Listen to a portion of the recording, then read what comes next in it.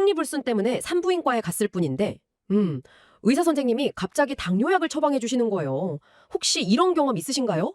아마 엄청 당황하셨을 텐데, 내가 당뇨인가 싶고, 이거 처방이 잘못된 거 아니야? 하는 생각도 들고 말이죠. 아마 그러셨을 겁니다. 정말 머릿속이 복잡하셨을 거예요.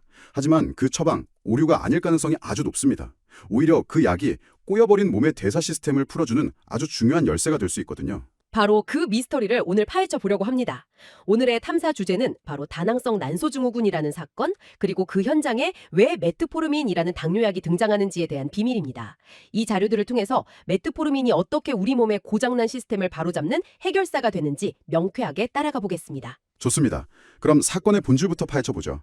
대부분 다낭성 난소증후군이라고 하면 당연히 난소에 큰 문제가 있다고 생각하기 쉽잖아요. 네, 저도 당연히 그렇게 생각했죠. 이름부터가 그러니까요. 하지만 놀랍게도 진짜 범인은 다른 곳에 있습니다. 잠깐만요. 난소증후군인데 범인이 난소가 아니라니요?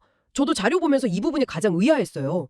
그럼 진범은 대체 누굽니까? 사건의 배후에 있는 진짜 원인은 바로 인슐린 저항성입니다. 인슐린 저항성이요? 그게 정확히 뭔가요? 쉽게 말해서 우리 몸의 세포들이요, 인슐린이라는 신호를 그냥 무시해버리는 상태를 말해요. 무시한다고요? 네, 비유를 하자면 췌장이 열심히 열쇠, 즉 인슐린을 만들어서 보내주는데 정작 세포라는 자물쇠가 녹슬고 고장나서 문이 안 열리는 상황인 거죠. 다낭성 난소증후군을 겪는 여성분들의 50%에서 많게는 70%가 이 문제를 겪고 있어요. 그러니까 세포들이 문을 안 열어주니까 우리 몸은 포도당이 계속 밖에서 떠도는 상황이 되는 거군요. 그럼 췌장 입장에서는? 그렇죠. 췌장은 인슐린이 부족하다고 착각하게 돼요. 왜 문이 안 열리지? 열쇠가 부족한가? 하고 오해해서 필요 이상으로 더 많은 인슐린을 막 뿜어내기 시작합니다. 결국 혈액 속에 인슐린 농도가 비정상적으로 높아지는 고인슐린 혈증 상태가 되는 거고요. 모든 문제의 시작입니다. 그렇군요. 결국 과잉 생산된 그 인슐린들이 엉뚱한 곳으로 흘러가서 문제를 일으키는 거네요. 그게 바로 난소고요. 정확히 보셨습니다. 넘쳐나는 인슐린이 혈액을 타고 돌아다니다가 난소를 과도하게 자극하는 겁니다. 이 자극 때문에 난소에서 불필요한 남성 호르몬, 즉 안드로겐 생성이 확 늘어나게 돼요. 결국 이 남성 호르몬이 정상적인 배란 사이클을 망가뜨리면서 생리불순이나 무월경 같은 증상들이 나타나는 거죠. 그러니 난소는 범인이 아니라 어떻게 보면 피해자에 가깝습니다. 이제야 전체적인 그림이 그려지네요. 인슐린 저항성이 도화선이 돼서 고인슐린 혈증, 그리고 남성 호르몬 증가, 배란 장애로 이어지는 이게 연쇄 반응이었군요. 그럼 이 혼란한 상황에 투입된 해결사, 메트포르민은 대체 우리 몸에서 어떤 작전을 펼치는 건가요? 메트포르민의 역할을 한마디로 정의하면 몸의 대사 밸런스를 되찾아주는 지휘자라고 할 수 있어요. 우리 세포 안에는 AMPK라는 아주 중요한 에너지 센서가 있는데요. 네. 메트포르민은 이 센서의 스위치를 ON으로 탁 켜주는 역할을 합니다. 일종의 총사령관을 깨우는 거죠. AMPK 스위치가 켜지면 어떤 일이 벌어지나요? 뭔가 군대처럼 일사불란하게 움직이나요? 네, 맞아요. 세 개의 부대에서 동시에 작전이 펼쳐진다기 보시면 됩니다. 첫 번째 작전은 간에서 이루어집니다. 간이 불필요하게 포도당을 만들어서 혈액으로 내보내는 걸 막아요. 일단 새로운 포도당 공급부터 차단하는 거군요. 그렇죠. 애초에 혈당이 과도하게 오르는 걸 억제하는 겁니다. 그럼 이미 혈액 속에 돌아다니는 포도당은 어떻게 처리되죠? 세포 쪽에도 뭔가 작용을 해야 할 것 같은데요? 예리하시네요. 그게 바로 두 번째 작전입니다. 고장났던 자물쇠, 즉 세포들이 인슐린의 말을 다시 잘 듣도록 감수성을 확 높여줍니다. 세포들이 일을 다시 시작하게 만드는군요. 네, 세포들이 제 역할을 해주니까 췌장도 더 이상 과로할 필요가 없겠죠. 쉴 틈을 주는 겁니다. 그럼 마지막 세 번째 작전이 이 사건의 핵심인 난소와 관련이 있겠네요. 그렇습니다. 이렇게 인슐린 수치가 안정되니까 더 이상 과도한 자극을 받지 않게 된 난소도 드디어 진정하고 남성 호르몬 생성을 줄이게 되는 거죠. 결국 배란 기능이 정상 궤도로 돌아오는 선순환이 시작되는 겁니다. 단순히 혈당만 조절하는 게 아니에요. 문제의 근원부터 마지막 결과까지 전체 대사 과정을 조율하는 지휘자 역할을 하는 셈이군요. 맞습니다. 자, 그럼 이제 많은 분들이 정말 궁금해하실 질문으로 넘어가 보죠.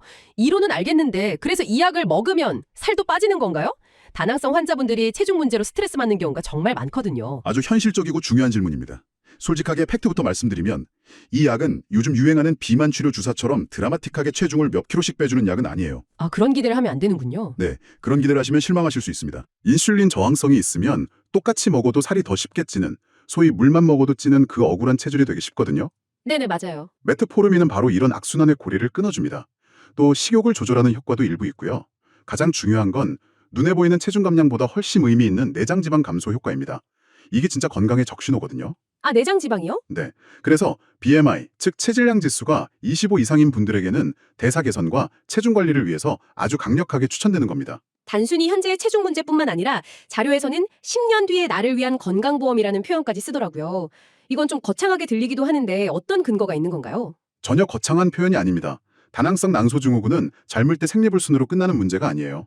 이걸 방치하면 나이가 들면서 제2형 당뇨병, 고혈압, 고지혈증, 와, 그렇게나 많이요? 네, 심장질환, 심지어 자궁 내막암의 위험까지 기하급수적으로 높이는 장기적인 건강 시한폭탄과 같아요. 실제로 그 위험을 낮춘다는 연구 결과가 있나요? 그럼요. 아주 유명한 대규모 연구인 당뇨 예방 프로그램 DPP 연구가 있습니다. 이 연구에서 메트포르민을 복용한 그룹은 그렇지 않은 그룹에 비해 당뇨병 발병 위험이 무려 31%나 낮아졌어요. 31%나요? 엄청나네요. 네, 지금 먹는 약 한 알이 10년, 20년 뒤에 생길 수 있는 큰 병을 막아주는 셈이죠. 콜레스테롤 수치를 개선해서 혈관을 깨끗하게 청소하고 심장병을 예방하는 효과도 입증됐고요. 건강보험이라는 말이 딱 맞는 겁니다. 그렇다면 이 치료법이 일부 의사의 개인적인 의견이 아니라 전 세계적인 표준 치료법으로 인정받고 있는 건가요? 물론입니다.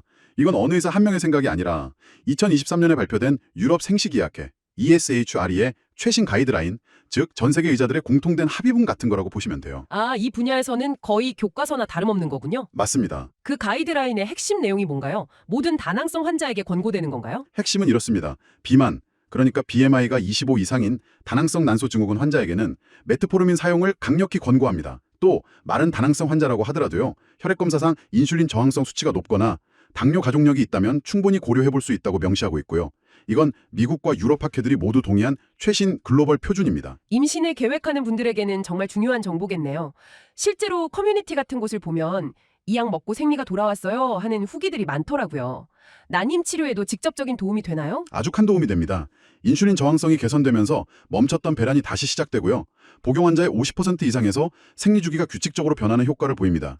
시험관 시술을 준비하는 분들에게도 중요한 역할을 하는데요. 시험관 시술에서는 어떤 역할을 하는 거죠? 시험관 시술을 할 때 과배란 유도 주사를 맞게 되는데 다낭성 환자들은 난소가 너무 과하게 반응해서 배에 물이 차고 붓는 난소가 저격 증후군이라는 위험한 부작용이 생길 수 있거든요. 아, 메트포르민이 이 위험을 막아주는 든든한 안전장치 역할을 해줍니다. 그리고 아주 유용한 꿀팁이 하나 있습니다. 오, 꿀팁이요? 궁금한데요? 흔히 1차 배란 유도제로 쓰는 클로미펜이라는 약이 잘 듣지 않는 저항성 환자들이 꽤 있어요. 네. 이때 메트포르민을 함께 쓰면 클로미펜의 효과가 배가 됩니다. 일종의 부스터 역할을 해주는 거죠. 이건 정말 중요한 정보네요. 그럼 가장 민감한 질문일 수 있는데요. 임신을 확인한 후에도 이 약을 계속 먹어야 하나요? 이 부분에 대해서는 의견이 분분한 것 같던데 자료를 보니 트렌드가 바뀌었다고 하더군요. 네, 이 부분은 정말 중요해서 명확히 짚고 넘어가야 합니다. 과거에는 유산 방지 효과를 기대하고 임신 중에도 계속 사용하는 경우가 있었어요. 하지만 최신 지침은 명확하게 중단을 권고합니다. 중단이란요. 갑자기 왜 그렇게 바뀐 거죠? 태아에게 안 좋은 영향이라도 발견된 건가요? 네, 여러 연구 결과 메트포르민 약물이 태반을 그대로 통과해서 아기에게 전달되는 것으로 확인됐습니다. 이게 왜 문제가 되냐면 태아가 엄마 뱃속에서부터 일종의 에너지 절약 모드로 성장하게 만들 수 있다는 절약형 유전자 가설과 관련이 있어요. 아, 이렇게 태어난 아이는 나중에 보통 4살쯤에 과체중이 될 가능성이 높아진다는 추적 연구 결과가 나왔습니다. 그러니까 단기적으로는 괜찮을지 몰라도 장기적으로 아이의 대사 시스템에 영향을 줄 수 있다는 거군요. 그렇습니다. 그래서 현재의 원칙은 임신을 확인한 후에는 복용을 멈추는 것입니다. 물론 임신성 당뇨 위험이 아주 높은 특수한 경우에는 의사와 상의해서 지속 여부를 결정해야 하지만 일반적인 경우라면 임신 확인 후 중단하는 것이 현재의 글로벌 표준입니다. 알겠습니다. 이제 솔직하게 부작용 이야기도 해보죠. 아무리 좋은 약이라도 부작용이 걱정되는 건 사실이니까요. 자료에 따르면 화장실을 자주 갈 수 있다는 이야기가 있던데 사실인가요? 네, 솔직히 말씀드려야죠. 메트포르민 복용 초기에 10명 중 2~3명 정도가 위장관계 불편감을 경험합니다.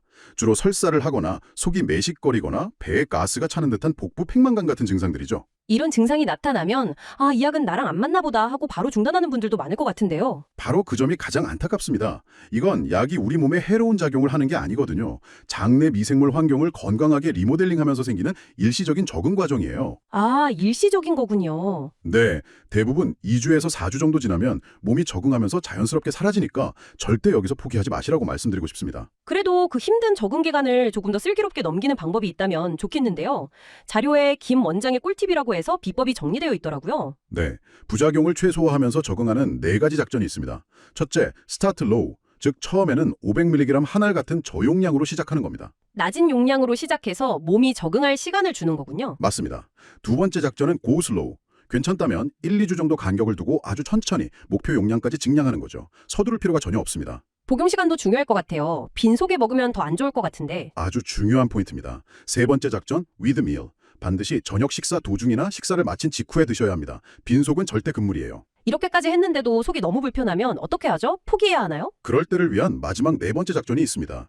XR을 요청하는 겁니다. 엑사리오? 네, 서방정의 Extended Release라는 약자인데요. 약이 위장에서 천천히 녹도록 특수 코팅이 되어 있어서 부작용을 확 줄여줍니다. 의사에게 속이 불편하다고 말씀하시고 서방정으로 변경을 요청하시면 됩니다. 3년 이상 장기 복용하는 분들을 위한 체크리스트도 있던데요. 비타민 B12와 관련이 있었어요. 네, 아주 드물지만 메트포르민을 오래 복용하면 장에서 비타민 B12의 흡수가 약간 줄어들 수 있습니다. 결핍되면 빈혈이 생기거나 손발이 저리는 신경계 증상이 나타날 수 있거든요. 그래서 1년에 한 번 혈액 검사를 해보거나 평소에 종합 비타민을 하나 챙겨두시는 것만으로도 간단히 예방하고 해결할 수 있습니다. 좋습니다. 오늘 길었던 수사가 이제 거의 마무리 단계에 접어들었네요. 오늘 수사 결과를 명쾌하게 정리해 주시죠. 오늘 사건의 최종 보고서입니다. 첫째, 원인 규명. 다낭성 난소증후군은 단순 난소 질환이 아니라 인슐린 저항성이 원인인 전신 대사 질환이다. 둘째, 처방 이유. 메트포르민은 당뇨약이 아니라 호르몬 균형을 맞추고 10년 뒤에 당뇨와 심혈관 질환을 예방하는 미래를 위한 투자다. 그리고 가장 현실적인 복용법에 대한 결론은요? 셋째, 실천 방안. 초기 위장장애는 식사 직후 천천히 증량, 그리고 서방정, 이 세 가지 작전으로 충분히 극복 가능하다. 포기하지 않는 것이 중요하다. 이상으로 사건 종결, 케이스 클로즈드입니다. 정말 명쾌한 정리네요. 모든 퍼즐 조각이 딱 맞춰진 기분입니다. 여기서 우리가 한 가지 더 생각해 볼 질문이 있습니다. 우리는 어떤 약의 이름표만 보고 그 본질을 오해하는 경우가 얼마나 많을까요? 당뇨약이란 이름표 때문에 이 약이 가진 호르몬 조절과 미래 질병 예방이라는 더 큰 가능성을 놓칠 뻔한 것처럼 말이죠. 이번 사례는 우리 몸의 호르몬 시스템과 대사 시스템이 얼마나 유기적으로 또 긴밀하게 연결되어 있는지를 보여주는 아주 좋은 예시입니다. 전문가님 말씀처럼 당뇨약이라는 이름표가 오히려 진짜 가치를 가리고 있었네요. 우리가 이렇게 이름표 때문에 오해하고 있는 또 다른 의학적 도구나 건강 상식은 없을지 한 번쯤 생각해 볼 만한 질문인 것 같습니다. 오늘 이 시간이 당신이 막연한 두려움을 넘어 건강한 내일을 향한 중요한 한 걸음을 내딛는데 용기가 되었기를 바랍니다.